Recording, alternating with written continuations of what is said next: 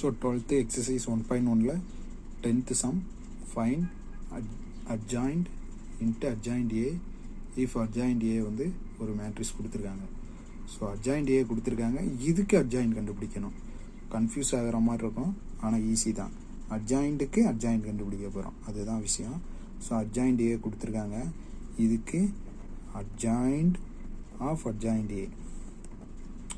So இதுக்கு தான் adjoint கண்டுபிடிக்க போகிறோம். ஸோ adjointக்கு நமக்கு ஃபார்முலா தெரியும். முதல்ல plus minus plus minus plus minus plus minus minus. So வந்து 1 இந்த ரோ இந்த காலம் இந்த ரோ மறைச்சிட்டிங்கன்னா 2 into 1 2 minus 0. நெக்ஸ்ட்டு 0 1 முடிஞ்சதுக்கப்புறம் 0. இந்த காலம் இந்த ரோ மறைச்சிட்டிங்கன்னா 1 0 0 மைனஸ் 0. ஸோ 0 மைனஸ் 0 தான். நெக்ஸ்ட்டு ப்ளஸ்ஸு தான், ப்ராக்கெட் ஓப்பன் பண்ணிக்கிடுங்க. இதை மறைச்சிட்டிங்கன்னா இந்த 1 இருக்கிற காலம் இந்த ரோ மறைச்சிட்டிங்கன்னா 0 மைனஸ் இன்ட்டு -2, அப்போ +2 வரும். 0 +2.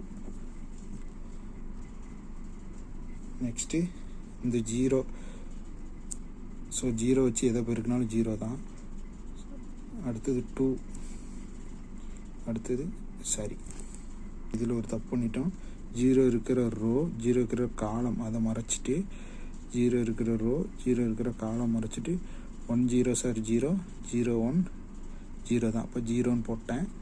நெக்ஸ்ட்டு 2 இருக்கிற காலம் ரோ மறைச்சிட்டு 1 1 சார் 1 -1, அப்போ ஆல்ரெடி ஃபார்முலாவில் 1 இருக்கும், அதனால +1 ஆயிரும். சரிங்களா? நெக்ஸ்ட்டு 0 தான். எப்படி 0னா பெருக்கி பாருங்கள், 0 0 0, அப்போ 0 + 0ன்னு வரும். நெக்ஸ்ட்டு 0 -2ன்னு வரும். 0 -0 2 -0. இதை மறந்துடாமல் ட்ரான்ஸ்போர்ட் பண்ணிடுங்க. ஸோ ஆன்சர் என்ன வரும்? 2 0 2 0 2 0 -2 0 2. சரிங்களா?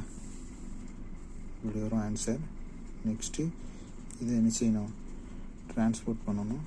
ஸோ காலம் ரோவாக எழுதிருங்க. 2 0 -2 0 2 0 2 0 2.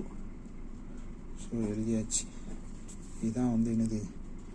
adjoint into adjoint A answer.